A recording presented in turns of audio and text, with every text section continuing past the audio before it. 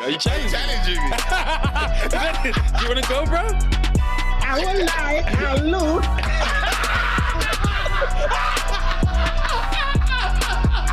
It's been a long time.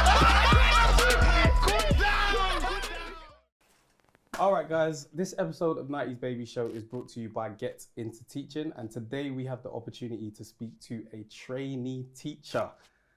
He's right here. From the horse's mouth, if we call it that anyway. I don't know, is that right to say? I don't know, never heard of it, you know. I mean, like, he's not a horse, but yeah. Yeah. So we have Faze here, trainee teacher. Nice to have you here, brother. Good to be here, thank you very much. Yeah, we heard you're a fan. Yeah, I am. I've been watching it. One of my closest friends is going to be so happy to see me here because she watches you religiously. So, yeah, likewise though, likewise. I'm glad to be here. Yeah. Sure she's not going to be hating on you. Shout out to Ella because, you had to shout out to Ella. But, yeah, man, Yeah, thank you for having me. Yeah, thank you for coming, man. So tell us about yourself, just like, you know, where you're from. You seem London. I'm going to guess. Yeah, I'm from I'm London. going to guess East. Yeah, from East. Yeah. So I'm from East London. Well, I'm from Dagenham a minute. Some people might say that's not London. You're from Essex. Yeah, you know what? I'm from the London borough of Barking and Dagenham. Grew up in London. Grew up in Dagenham. Went to school in Newham.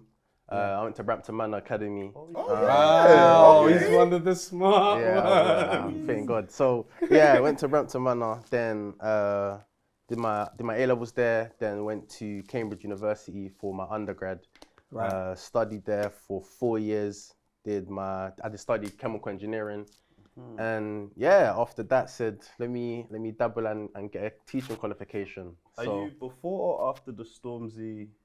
That year I was by the time I went in, he'd already done the first 2 years of it. Okay. I didn't get the scholarship, by the way. Yeah, I know someone that did. My close friend actually got the scholarship. Yeah, he was the first Stormzy scholar. Wow. So Birds of a feather, innit? Like, flocked together. Good friends. So so did that, and then I decided, I want to get a teaching qualification. My mum's a teacher. I have a passion for education. So I said let's give it a go. And I think I wanted to get in now rather than go away, do something, and then come back to qualify. So straight out of uni, I said, let me get my teaching qualification. And how long has your mum been a teacher for? Because we hear like pastors' sons. We never hear about teachers' sons. You know what? All my life, she was born. She works in Newham as well. Right. She works at, I'm not gonna say what school, but she works. She works at a school in Newham, and since I was born, so like 20 plus years. Wow. Yeah. What kind of like Christmas presents did you ask for? You know them pens with the reds, blue, and what about the smelly pens? Bro, no, I wanted Ben 10 games, bro. I didn't ask for educational. No, I wanted games, bro. I was a normal kid, bro. Do you know what I mean? The funny thing is, her being a teacher didn't really affect me in school. It didn't make me more studious, if that makes sense. Like, she wasn't really on to me about school. Even my siblings, they never really had to force us to study. Right. I think it was naturally ingrained in us anyway. So I think that was a benefit. It was a benefit, but it never affected how we approached education. Her being a teacher. Okay, and so now you're a trainee. So what? How long is the trainee period of teaching? Yeah, so it's a 1 year course. We study. So it's almost like you do a bit in the school teaching, and then a bit learning how to teach. So a bit in the university. I'm in Cambridge University still. That's what I'm doing. It's called a PGCE with QTS. That stands for, let me get this right, Postgraduate Certification in Education. And you get a qualified teacher status. So as soon as you complete the year, you get to be a qualified teacher. You can go start applying for jobs and working in schools. Right. So it's a 1 year course. I've done the first part. So I've done my first placement. I did my first placement school from September to November, and then obviously Christmas break, came back. Now we're in our second placement school. Right. So I'm stuck into my second one. How's it been going? How did you find it? Yeah, it's been good. My first one, I loved it. I actually, honestly, when I think about that school, man, I was only there for a few months as well, and I don't know why I had a connection like that with that school. The students, the staff, my department, everyone. It was so good. And what year did you teach? So I taught. The school didn't have a year 7 or 8. It started in year 9. Okay. So it was an upper school. So I taught year 9, year 10. I helped out with year 11, and I taught year 13. So Okay. my favorite class to teach was definitely the year 13s because for me, I like teaching A-level maths. I'm a maths teacher, by the way. I didn't clarify Maths that. teacher. I didn't clarify that. Yeah, Woo. I'm a maths teacher. So I like teaching A-level maths because for me it's a bit fresh, but Yeah. also challenging and stimulating for me to want to convey how to do it. So that was my favorite, but I also like the year 9s because they're coming into their GCSE years, so they're starting to get the interest. But some of them are like, we don't care. Yeah. Do you know what I mean? So the parallels are with the year 13s, they're invested. They want to do this. For me, it's easy to show them how to challenge themselves. But the year 9s, I have to kind of motivate them and convince them why it's important. So Which age group was more nervy? Nervy? Going in on the first day. Ooh. Because you know what? as a young teacher, you have to command respect. So Yeah, you might true, no, almost it's true. But you still accidentally want to be true. friendly with them as well. Like. You know what? I would say year 10s, because I had 2 year 10 classes. Yeah. So I could kind of see how they not treat me different, but I feel like they had different perceptions of me. Because one of them, I didn't teach them fully. I taught some starters, but the other one, I had them for a couple classes. So some of them were a bit hesitant and a bit standoffish. And one thing that's funny, every teacher will know this. If you're new, when you go around the class, what you have to do is observe and ask them, do you need help? The first answer. What do you think they're gonna say when you say, do you need help? Nah, straight away. Yeah. No. They don't wanna, because they don't know you yet. They're not really confident enough to say, I need help with this. Yeah, So, I don't want to seem silly do you in know front what of a stranger. So as soon as it's nah, straight away. But the ones I liked is the ones that were able to say, can you just show me how to do this? Do you know what I mean? So yeah, I was a bit more nervy with the year 10s because I got that more. I was trying to think, how can I break into them?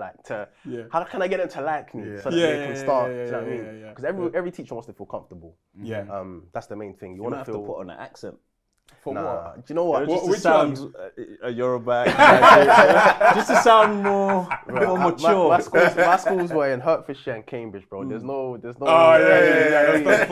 Yeah, you know, but you have to code switch, man. Everywhere you go, Yeah. and teaching's helping me to realize that you have to know how to be professional in different environments. Where we come from, you can't go and act and move the same way when you're in, especially teachers. You're in a position of authority. Yes. So you have to, Yeah, I had a friend that this is why I really want to get into just being able to speak to someone that's teaching, because we see a complete different side in terms of, let's say, friends or people around us to what you're doing in the school. So a friend of mine, he started teaching and he was how the students aren't going to respect you if you just go in there and try to be their friends. 100%. He was just trying to be their friends. He was trying to spud them, all this kind of stuff. But I understand. And then, and I get it, but he said that's what he went in there thinking he should do. He thought, let me try and be mad cool. And then he said, when he was trying to tell them to do their work, they were allow it, man.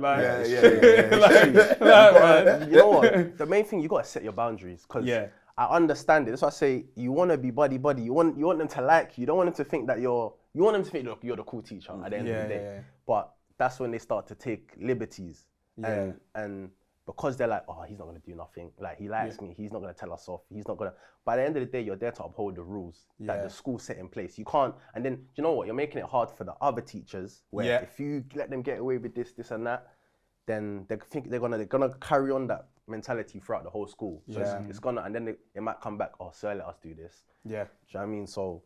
Yeah, you wanna. It's a fine line. 100%. But I think over time you learn how to navigate that. You learn how to say, look, there's a time for the games and there's a time to have banter. I have banter with my year 8s. It's always football talk. Yeah. It's always what else are we talking about?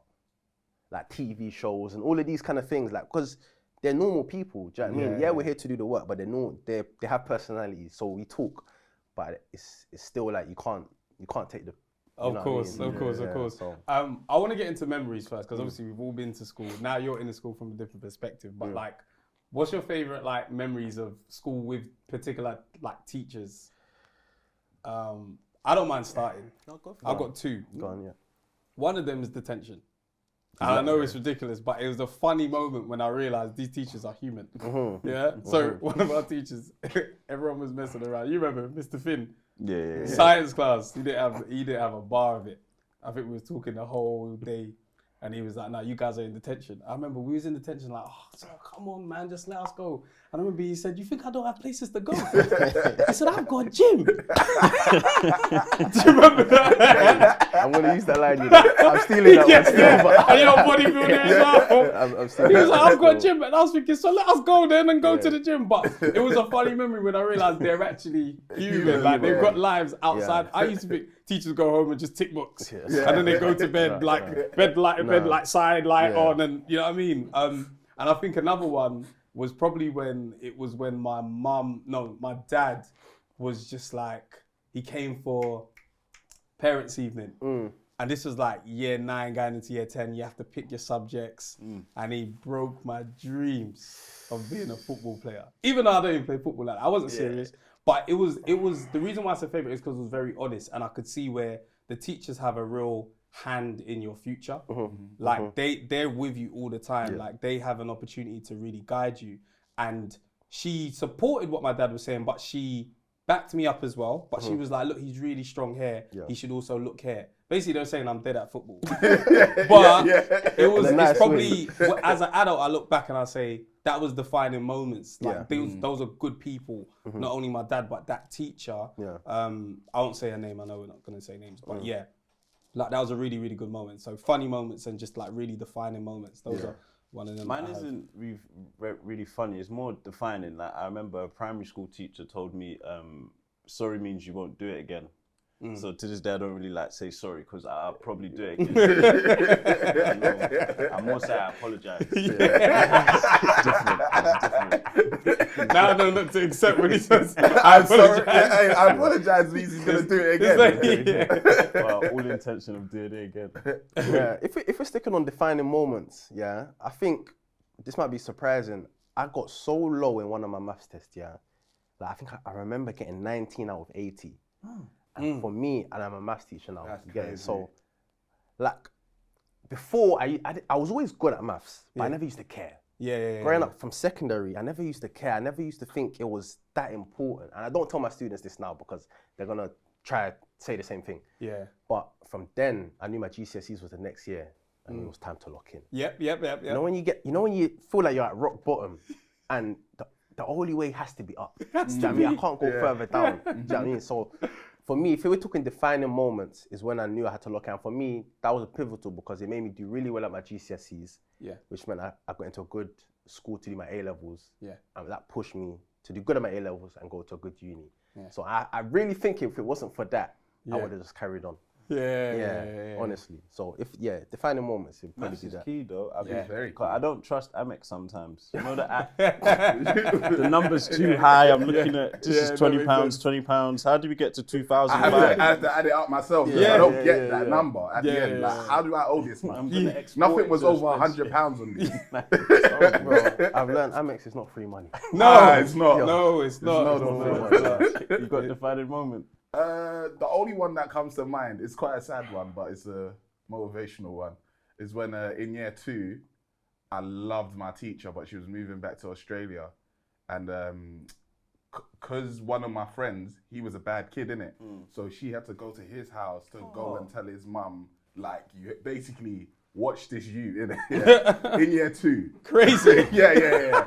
But obviously, because I knew she was going there, I wanted to go see her. So obviously, I've gone home, dropped my bag and that, and I'm like, I'm going to my friend's house. And my mom was like, for what? So I'm going to see Miss. And she's like, no, sit down. And I sat on the stairs and cried. But then, for whatever reason, she came round to see my mum. And then she just was like, yeah, man, he's a good youth, And it made me feel like, yeah, man, I'm going to succeed in life. It's those teachers. Everyone has that one teacher they'll never forget. I have it to this day. I got plenty. I got many. I never really had bad relationships with teachers. Neither did I. That was cool. I don't know if it's in America or something like that. Why does everyone, all the teachers say, you're not going to be nothing? In America, every rapper has been told by a teacher they won't succeed. I never heard a teacher say that, man. No, I think people like to make things up, bro. I think they're making it up, man. I don't know what it is about that, but like, now that you're like into teaching, like what are the skills that you've learned? And from a parent perspective, I've realized there's a skill in teaching. Yeah. Like, there's a skill in knowing how to teach somebody something. Like, when I realized my daughter has to learn how to read, Yeah. it's like, how do I teach her Yeah, how yeah, to read? yeah. I just Yeah, remember yeah. knowing how to read. But how do I teach? So it's Exactly. like, what are the skills that you would say you've learned from teaching, and also that like translate in other sides of life? Yeah. Because again, you're not just a teacher, you're a son, you're, you know, there's many different acts. Powerlifting Yeah, as well. powerlifting. Powerlifting. Yeah, we have powerlifting. Yeah. We'll get onto that a little bit. But yeah, no, with skills, I think onto what you said, there's an art in being able to explain something to someone. Like, you can be good at something, and I went to a uni where I was genuinely with geniuses, but they couldn't speak, like they couldn't really get their message across. And if you can't do that, it's going to be very hard for you to teach. So it's something you learn over time. I don't think anyone's born with it, how to get information from your head to make somebody else interpret it and understand. So that's something I've learned, and I think I do it quite well. I know how to do it, but I'm going to show you how to do it. And another thing is we learned is something called teaching for mastery. You don't want to just teach someone the one way of doing it, because what worked for you might not work for them. So you want to show them different ways of doing it, and can it be made simpler? Can you use other examples, other scenarios to show someone and make it make sense for them? Helping your mum put Netflix on. There's only one way to do it, but she'll ask every single time. You gotta it's cool. We call it scaffolding. We call it scaffolding. So like on Tuesday we'll try Amazon. you break it down. You break it down to the core, like, and then when your student says, you know you got that. You got feeling, there. right? Yeah. Good feeling. I like what you said though Yeah. about the Cambridge lot being geniuses. Yeah. That's why they can't Yeah. explain. I'm gonna use that one next Yeah. time. Yeah. I mean, like, you don't get it because I'm a genius. Well, it's true though. It's true. I met so many people that, like, it's hard for them to speak, but if you ask them to do a exam paper, they'll do it easily. But if it's explain to me what you did, then it's difficult. And yeah, it's one of them. What's the most? Oh, sorry, go on. What did you prefer, coursework or exams, personally? Ooh, it's a good question. It depends what level. When I was in school, I didn't really do coursework like that. So I would say exams. But when I got to uni, I'd probably say coursework, because exams flogged me in uni, man. I'll be honest, man. I'll be honest. It was tough. It was tough. It was rough. But the coursework, I could actually, you know, I did lab work. So I worked in a lab. Oh, okay. Of course, because you did the chemical engineering. Yeah, Right. exactly. So I worked in a lab. So I loved that. For me, that was when I could just lock in, put my earphones in, and just, make my compounds. Yeah. So that was cool. So Young Heisenberg. yeah, that's people call me Heisenberg. You know, they did. So I liked coursework in uni, but earlier exams, I'd say. Yeah. I like the way teaching is becoming more accessible as well. Like, especially science. I can't remember his name. You must remember his name. I know who you're talking about. Right. Yeah. He's making, you know, the guy's doing the whole. Manny. That's Yeah, it. yeah. That's his name. Like, the fact that it's becoming cool, like, yeah. outside of the school, he's getting opportunities, but it's it. still teaching something. That's Like, it, yeah. I'm even watching, That's like, it. bruh, the Yeah. sodium I dropped out, yeah? Yeah, You know what I mean? How's it work? I respect it a lot, because you're showing people how to use it outside of the classroom. There's a beauty in maths that you might be able to appreciate once you do it. Like, once you say that, I get it. I promise you actually feel like a genius. You feel like you can do anything. That When I you do believe you. When you solve an equation, Yeah. I'm gonna sound like a nerd here, but Go when on. you solve an equation, there's a feeling that comes over your body.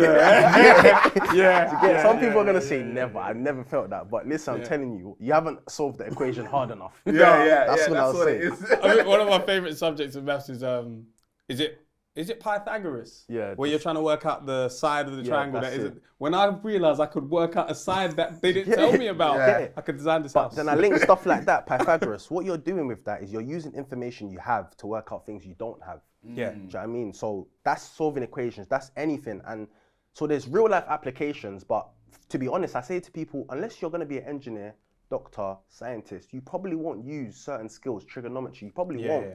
but there's an art in learning how to problem solve Yes. that you can then use and transfer into other parts of your life. Yeah, you know, yeah. even people that think they're gonna do trades and like electricians and all of these things, they will use there's stuff that The measurement stuff. Do you get it? So there's Serious. stuff that's implemented that you now know, but you the only way you knew it was because of what you learned in school. Yeah. So agreed. yeah, that's how you go about that. It's not an easy question to answer because you know you have to do a lot of convincing. But I don't know why people don't ask that question about history. Why do we learn this in history?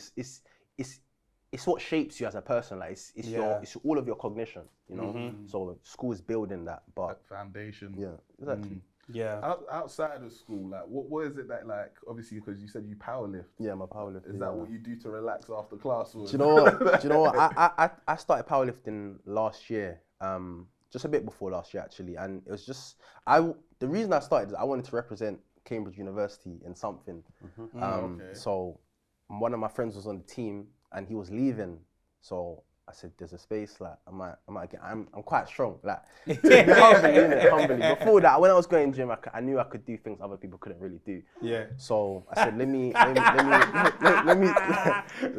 right. They have to buy new weights for him.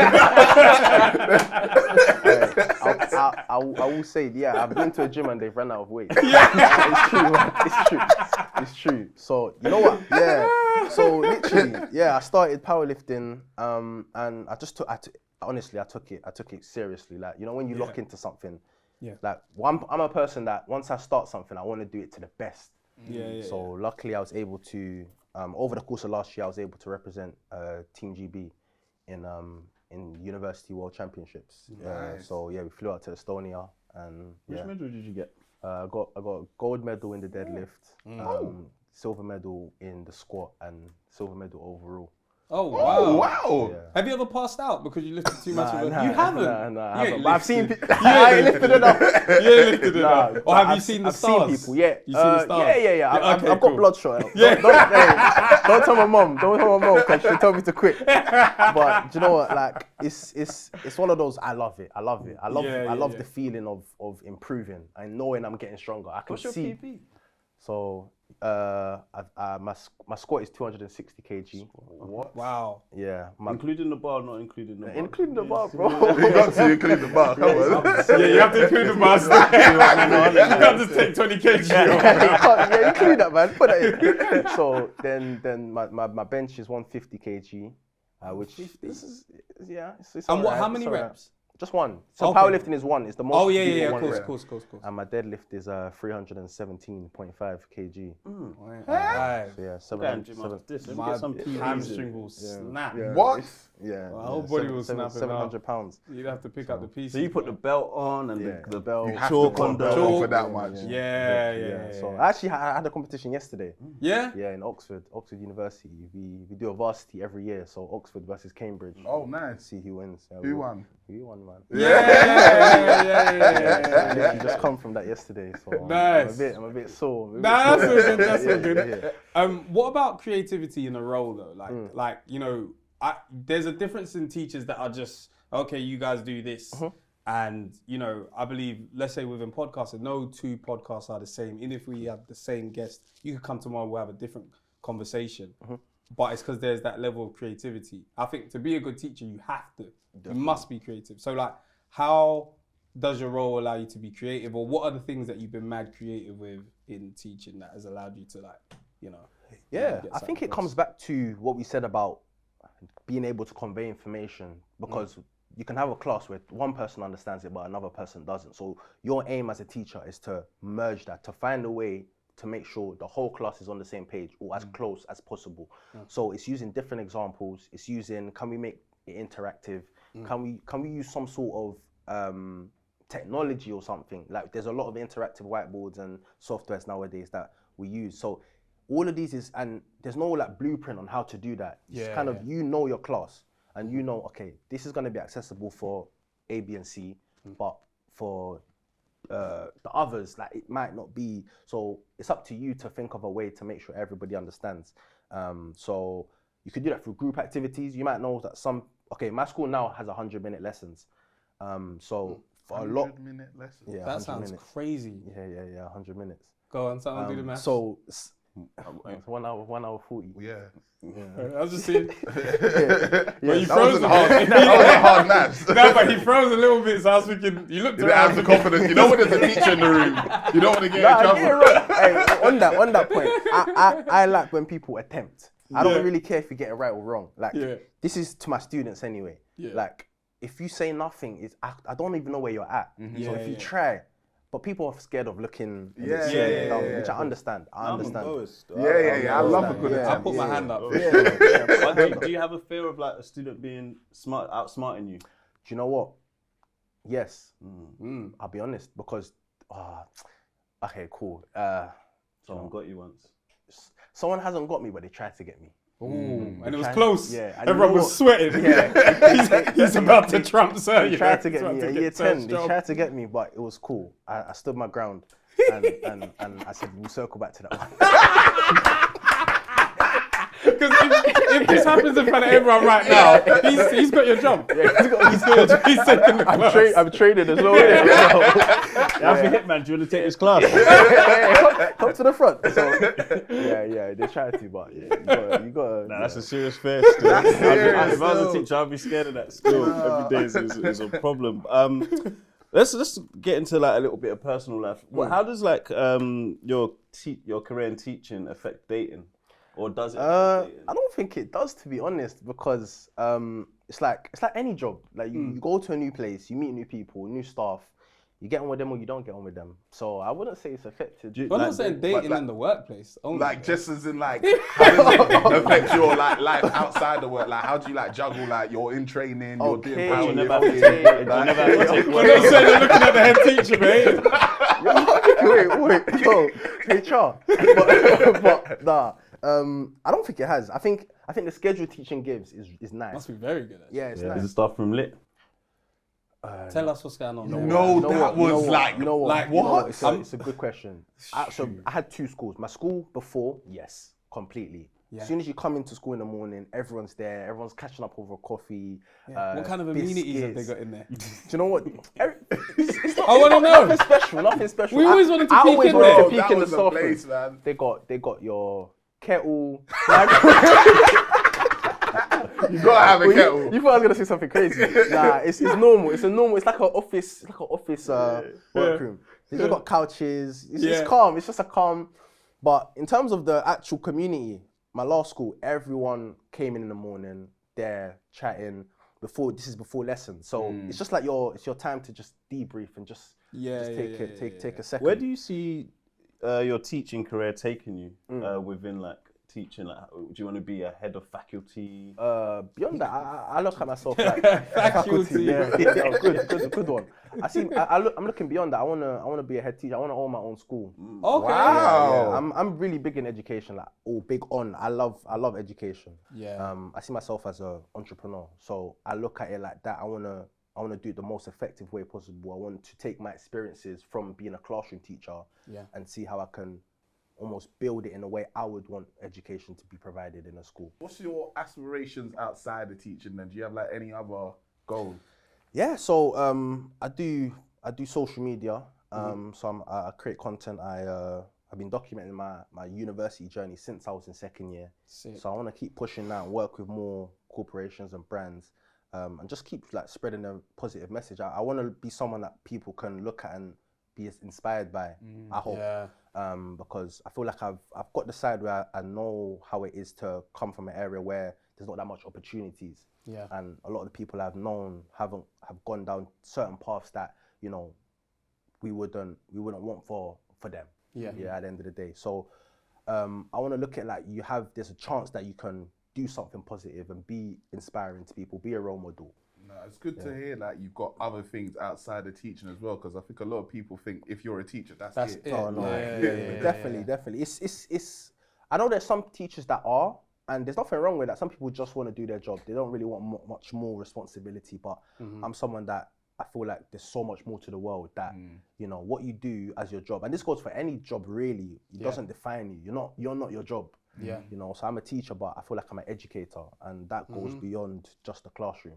Yeah. How do you find like the holidays? Because you know you got your friends in corporate. Yeah. And you got that 6 weeks. Yeah. And I even remember like if like, you know, there's sometimes where, I don't know, it might be half term or something like that, and sometimes you had a different week from your friends. Exactly. And there's a point where it's just like, where's everyone? Yeah, I've got that to do. Where's everyone? yeah, All your friends yeah. are in corporate. Yeah. They've just got annual leave. Yeah. You've got your annual leave, but you got set 6 weeks. Exactly. Or maybe it might be 4, because maybe there's a week of like, you know, you're in Teachers there. training. Yeah, teachers training, all that kind of stuff. But like, what's that like? Oh, it's good. It's good. Having that whole one, so we got a half term in October, then we got a half term next week. So this, after the 14th, we're off for a week. I know people that have booked their holidays to Morocco. Like it's a whole week off. Like you might have your marking to do, you might have some lesson planning to do, but you got the whole week off. Go live your life. Yeah. So I say teachers are people, you know. So if you had a week off, you're not gonna only be thinking about work. You know. So I like it. I like knowing there's something to look forward to where I can just recharge, or I can sit in bed the whole day if I want to. At the end of the day, my friends in corporate, they have to ask their employer, can I get X amount of days off, which is fine, but they won't be able to do everything that they want to do. You know. So yeah, I love the teaching schedule. I think it works really well for me. Yeah, because even then, when you're like working in corporate, it's like, yeah, you're on holiday, but whatever you've left, you're coming back to like tempo. you're coming back to all of them those emails. Like, whereas All if of you're them a school, emails. your teacher, everybody's off. It's set. Work is finished. It's set in stone. You got that week, that 6 weeks. That like it's actually set, and you got summer as well. I haven't experienced the summer holiday as a teacher yet. Yeah. But I know it's gonna hit different. It's gonna hit different. Different, man. Yeah. It's gonna hit different still. Gonna try every gym we can. Just gonna go Searching for weights across England. Yeah. I might make a series. Why not? Why not? Why did you choose maths? I think for me, it's the most intuitive. Like, I got an A for maths, so it's I natural. really. It's natural for I'm me. with you here. It's natural. Do you know what? I'll be GCSEs honest. forever. It could have been science. Yeah, it was either going to be maths or science. But with science, I would have had to do 3 subjects: biology, chemistry, physics. And I wanted to make it easy for myself. But at the same time, I love maths. I think maths is something that when you explain it to someone and they get it, I don't know if you get the same thing with biology, for example. Like it's a lot of you have to go away and do this and revise it to understand it. But maths is like, if you know how to do something, you know how to do something. Like for me, it's a bit different. For me, there's some stuff I won't forget how to do. But biology, like I don't know that information. It's like theories, isn't it? Exactly. Whereas maths is like, you kind of understand how to do it. Exactly. Once you know, it's like, all right, cool, boom. Exactly, You can apply it. It's repeatable. Maths is like, you learn one thing and then in the exam, it's just different numbers for the, do you know what I mean? So it's repeatable, it's natural for me, and Alright, so one of the final questions, what does a typical day in the life of a trainee teacher look like?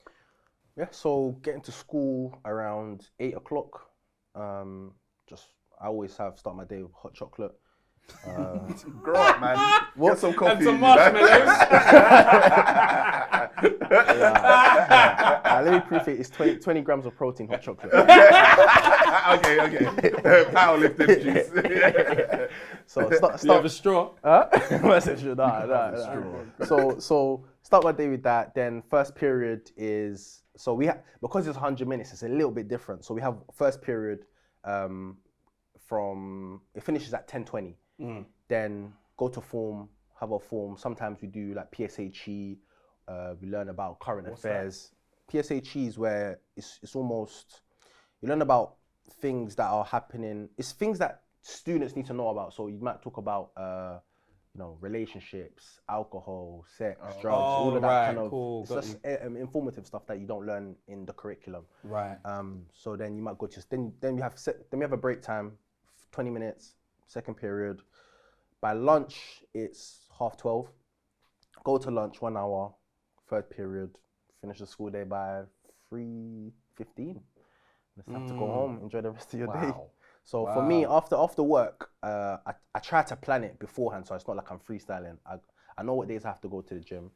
I know what days I have to like work on content or edit or do stuff like that. Some days I have to meet up with people. So it varies on a day-to-day, but the morning always stays the same, the structure. So I like having that structure, and then I can play about with the week. That's cold. That is very, very cold. You won't get caught in Eden because you got No comment about that. Luckily, my school's up in Cambridge, so whatever happens in Do you London know what? stays in London. Question for you, because teachers have a different responsibility now. Like I remember before, like obviously, you know, teachers smoking, that was a proper thing of you couldn't show, teachers couldn't be seen to smoke. Cigarettes. Whatever. Like you'd say, oh my God, I saw sir smoking. Like that would be a whole thing, right? And now you've got social media where, you know, a child could probably follow you. Yeah. Do you know what I mean? Yeah. So how do you deal with that balance and like how do you Is your page on private? yeah, like what's the kind of implications? So safeguarding is a really important thing in Yes, schools. that's the word. And the schools make it very clear on what are the guidelines and what are the rules. But because social media is now changing a little bit where everyone has an account and you can do influencing and you can do, you know, your account can be commercial. You have to talk to your school about it and see what they say and see what the legislation is on that. Personally, I'm a sponsored athlete, so my page is for like publicity, and also for education. So there's a fine line between, because obviously you've heard the stories of like, you know, teacher follows and talks to child. So obviously you have to be clear on guidelines with that. And again, there's policies from school and safeguarding. Right. But yeah, so it's for me my page is public because of the nature of my content. But yeah, you just have to be clear with the school really. Yeah. Do you want to go to the Olympics? Powerlifting's not in the Olympics right now, you know. Is it not? That's weightlifting. So weightlifting, the one you throw over your head, that one's in the Olympics. What would you say is like the biggest surprise in the classroom from, I don't know, like, sorry, I'm just even thinking about when I was in class and it was when I was going to get suspended. I didn't know I was going to get suspended as well. And deputy head came in and was like, can we have Temmie, this person? Hey. And I'm sure my teacher was like, what's going on? Where are you taking him? In cuffs. And like, I was in cuffs, right? And that's how I felt. But like, even that could be a shock in terms of like, oh, who's in trouble? Who needs to go? Like, what's been like a big surprise? A big surprise, I'd say, is the emphasis that we need to place on students with special education needs. Right. So I didn't have no experience with, you know, dealing with that, but it's something, again, you kind of learn as you go. So I realized that there's a lot, I think compared to when I was in school, there's a lot more students that have these needs. It might be ADHD, it might be, you know, social, emotional, mental health problems. So it's just being on point with how you deal with them. And if you're not sure, talking to someone that might know, like every school has a Senko. So, you know, speaking to people, so that's been a big surprise. You say a Senko? Yeah, so I believe it's the Special Education Needs Coordinator. Okay, coordinating lead. Right. So they know every child in the school that might have a specific need. Yeah. And then lastly, just like the fact that I'm trying to think, because when I think about it, Mr. Finn was actually hench. So like, And did he teach maths as well? He taught science. Oh, okay. So does your, like, for example, how do you dress to school? I just normal, you know. I don't really do shirt. I never wore a tie to school. I do a jumper. Okay. I do trousers and I do trainers. Do they know you're strong? Yeah, they know. You know, I've tried to hide it, but you know, one of the teachers spread the rumor. Really? Yeah, because I go to the gym with a teacher in my school. Oh, okay. And he told his you full doing the madness. He saw him doing this in the gym. he told his full class that there's a new teacher that deadlifts 300. And when I say, you know, you couldn't believe it. Hey, you have to tell everybody. I told her, and I really ain't spoke to her before. So I ain't spoke to him before like that. We just, you know, when you see someone in the gym. Yeah, you know. Yeah. So, but then it come back to me in the staff room. I'm like, how did you man find out? Yeah, you came to staff room, there's like 300 kg. There's a weight there for some reason. So the whole school found out, but I like it. I'm like a little celebrity in the school because of that. So, you use like the school's gym facilities? Like nah, it's not. It's a secondary school gym. So it's I use it if I want to just stretch, you know. In the break. In break time, I might go there, do a little leg extension. and then come back. But yeah, it's I do my gym outside. Do you think that helps with the authority? Yeah, within the classroom? stature, yeah. I think so. I feel like they know I'm not to be messed with. But You slap on the accent, yeah. Yeah. Good. What? No troubles. What about shoes? yeah, I went. What trainers do you wear? Because before it was like Asics. That was Yeah, that was a school teacher's shoe. Now it's cool, but that was a teacher's shoe. I've never. Do you know? I don't really see the point of trying to. If a teacher's not comfortable necessarily to wear, shirt, tie, suit. Yeah. Like It doesn't change the way you do your job. Yeah, if that makes sense. yeah. So for me, I just trainers, trousers, jumper. Yeah. Have you ever been an exam invigilator? No, never. I want to do that one. Yeah, that one there. Would you let people cheat? No. I would. He's not going to admit that hair, is he? Hey, I don't know what he's on, man. Of course I would. But I know my friends. Go on.